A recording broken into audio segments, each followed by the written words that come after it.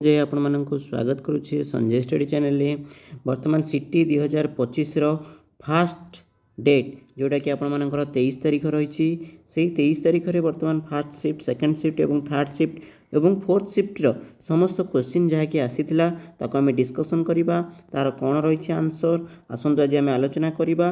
देख पिला माने प्रथम क्वेश्चन रही सर्वशिक्षा अभियान रो एम कौन थिला सर्वशिक्षा अभियान कहीं प्रणयन कर तो कौन हो यार सठिक उत्तर एजुकेशन फॉर ऑल समस्त को शिक्षादान करने हूँ सर्वशिक्षा अभियान मुख्य लक्ष्य थिला। यह केबे आसीथिला ना 2001 रे आसीथिला। Who is the Aurangzeb Aurangzeb आपण माने जानिचंती औरंगजेब होचंती मोगल सम्राट शेष मोगल सम्राट कौन थिले ना शेष मोगल सम्राट मले थिले। नेक्स्ट क्वेश्चन आपण मानकर इंग्राजी रो आसीथिला कौन से बळी जहाँ पिला मानक थ्रू आमे आनीचु डिस्कस करिकी फ्लावर होची आपण मानकर हिबिकस आ हाउस कौन हम हाउस हो आपण मानकर डेकोरेट हो ठीक अच्छे। नेक्स्ट क्वेश्चन आपण मानकर पंकज पंकज यह केउं प्रकार रूढ़ी अटे यार आंसर हो आपण मानकर जोग रूढ़ी।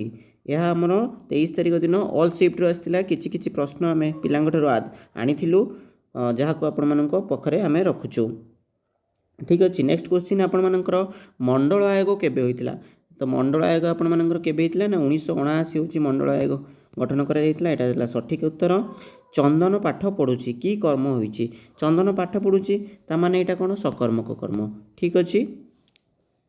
तापरे अ इ एवं उ केउ स्वर अटे अ आ हर्षई देखि आपण माने जानि चंती हमर स्वर वर्ण को मध्य दी भाग में विभक्त कर गोटे है हर्ष स्वर गोटे है दीर्घ स्वर तो अ इ उ हूँ आपर हर्ष स्वर से भाई निआ दाऊ दाऊ जलुची की विशेषण होची यार सठिक उत्तर हो विधेय विशेषण।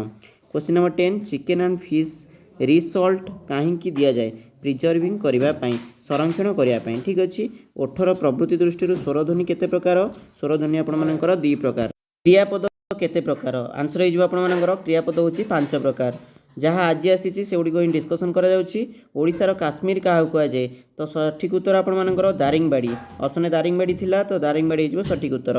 से भाई आपर स्टेट्र जुडिशियरी कौन निर्माण करे तो आपर यहाँ हाईकोर्ट है। नेक्स्ट क्वेश्चन मुस्लिम लीग आईएनसी केबे मिसी थिला तो जितेबाला लखनऊ सीजन होता से आपर मुस्लिम लीग और आईएनसी मिसी। नेक्स्ट क्वेश्चन आपर अशोक शिलालेख कौ लैंग्वेज रे लिखाई तो यार सठिक उत्तर हो ग्रीक एंड प्रकृत। सिल्क सिटी क्या कहुए यहाँ आपर थर्ड शिफ्ट आसाला सिल्क सिटी जोटा कि आपर ब्रह्मपुर सहर को कहुए ठीक अच्छे। तो ये आज किसी प्रश्न जोटा कि पिला कलेक्ट करके कहुई नेक्स्ट आम भिडियो कालीर प्रश्न गुड़ी आलोचना करवा। Okay thank you for watching subscribe करनी जो मैंने चैनल नुआ अच्छा थैंक यू।